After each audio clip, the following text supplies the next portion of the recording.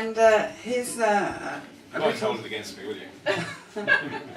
If I've enough to drink later, Patrick.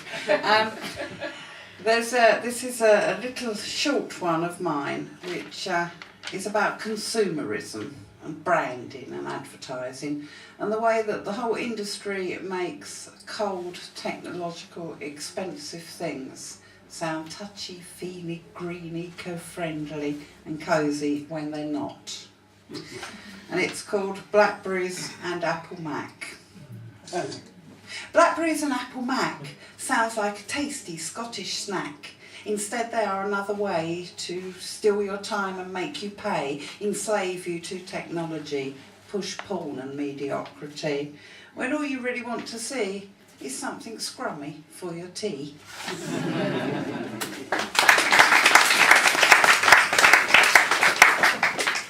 And in a similar vein, really, this is a poem dedicated to our mendacious friends Tony and George.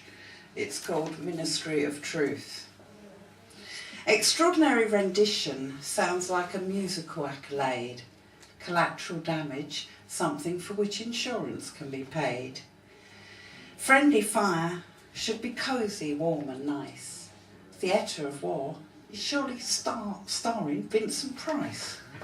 Blue on blue may sound rude to you, but what is actually true is that these linguistic compromises are just shoddy, shabby disguises for when truth bleeds and dies, buried under bloody lies.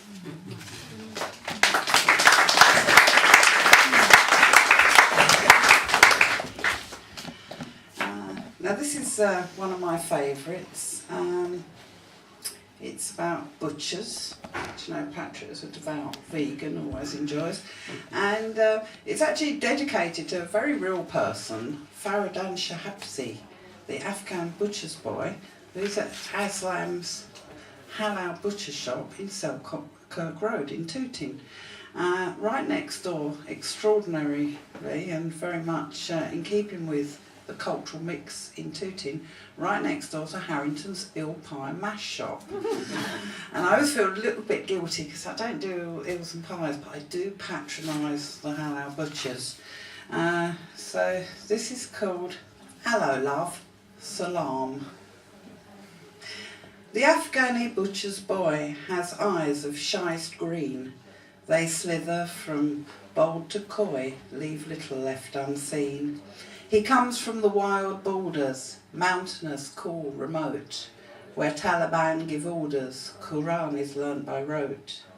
School is just some old imams sitting beneath the trees. Women are both worthless mules and endless fantasies. The UN drops its food aid, the Allies only bombs. He escapes from an air raid, finds everybody gone. So now he's here in Tooting, the Afghan butcher's boy, safe from bombing and shooting, his sharp knife just a toy. Experts he cuts, chops, slices, through sheep and cows and goats. Halal free from vices, blood drained through slitted throats. He speaks Pashto and Farsi, writes numbers but not words. He's learnt to speak in Cockney to Bosnians and Kurds. Jamaicans, Nigerians, he greets with Watagwan. Iraqis, Algerians, Assalamu alaikum. He cuts beef korti and chicken chinka, leaves the lamb diggy, chops gosh chops when you're ready. He sports a diamond earring, hair gel, a mobile phone, says it cool and ting, you want that on the bone. Potato head, he calls his mate, that's alu head to you. My English, she not very great, he shrugs, but what to do? While women wait inside the shop, he still comes over shy. His hands chop non-stop through bellies, breasts and thigh. Sometimes his green eyes linger, can't help but go astray. He's nearly lost a finger, but still he chops away. Tooting's a confusing mix, blood, money, lust and joy, and women with alluring tricks to tempt an Afghan boy.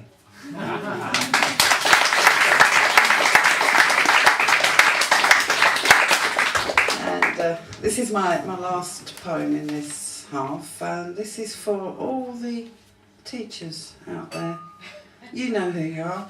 And we all know who you are because you're the ones with the sort of nervous tick and the bags under your eyes. And Julian, will you stop texting during my set? See, you can tell I'm one too. Well, actually, the actual words I'm typing in is Aslam's halal butcher. So you can go and patronise them. No, so you know. Okay, just don't tell the butcher's boy I've written him a poem because there's only one interpretation of that from Afghan. So I'm telling you about it. Okay, that's fine then. So this, for all the educationists amongst you, is called School's Out. No more Latin, no more French, no more sitting on the old school bench. We're all doing media studies, blogging with our Facebook buddies. Got no time for the 3 hours, though we still expect A stars. In English we ain't even fluent, 'cause we're always playing truant. We devote our time to photo texting, happy slapping, unsafe sexing. We call the staff by their first names, don't do no gym or team type games. We run in corridors, smoke in sheds, can't keep nothing in our heads. We're innumerate and half dyslexic, prone to self-harm, anorexic, hyperactive, easily led. At least that's what we're Ofsted. We reject your middle class perspectives because we've got our own objectives. Jamie Oliver's just poncy. We want to sit and watch Beyonce, eat deep fried food and loads of jelly, grow up fast and get on telly, make loads of dough, buy loads of blow, sell our stories to hello. Forget trying to rein us in, the cane, the birch, all discipline. That's called inappropriate behaviour. Ask our Esther Ranson, she's our saviour. You got to get on our learning curve, or we'll denounce you, pedo perv. Thank you.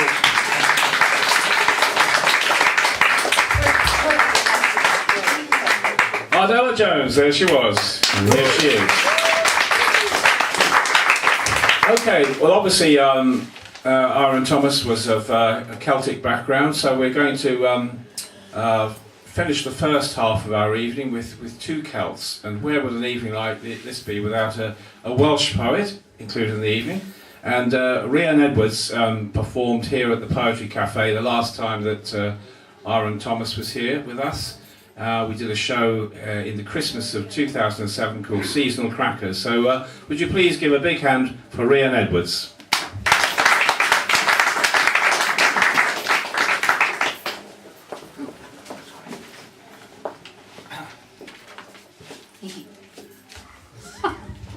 Hello.